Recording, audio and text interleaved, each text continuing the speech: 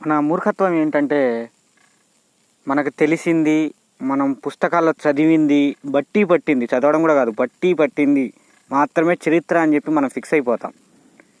ఎలా అంటే ఒక యుగానికి తీసుకెళ్తే మనం ఒక 100 సంవత్సరాలు వెనక్కి వెళ్ళి లేకపోతే 1000 సంవత్సరాలు వెనక్కి వెళ్ళినప్పుడు అప్పుడు జనాభా ఎంతమంది ఉండొచ్చు? సుమారు ఒక 50 కోట్లు వేసుకుందాం. ఈ 50 కోట్ల మందిలో ఒక మనిషి గురించి మాత్రమే చరిత్ర ఉందా? మిగతా వాళ్ళ గురించి లేదా? వాళ్ళు ఏం చేయలేదా, సాధించలేదా, ఎక్కడికి వెళ్ళలేదా? మనకు తెలిసిన రాజుల చరిత్రలు, రాణుల చరిత్రలు, అక్కడ ఉన్న గొప్ప గొప్ప వాళ్ళ చరిత్రలు తప్ప మిగతా వారి చరిత్రలు కాదా? వాళ్ళ గురించి ఏం చేయలేదా? మనకు తెలిసింది, మనం బట్టి పట్టింది మాత్రమే చరిత్ర అని ఫిక్స్ అవుతాం. మనం దాన్నే గొప్పగా భావించి అదే మన భూమి మీద అదే గొప్పది, దాన్ని మించింది లేదని చెప్పి మెంటల్గా ఫిక్స్ అవుతాం. ఇది చాలా అన్యాయం.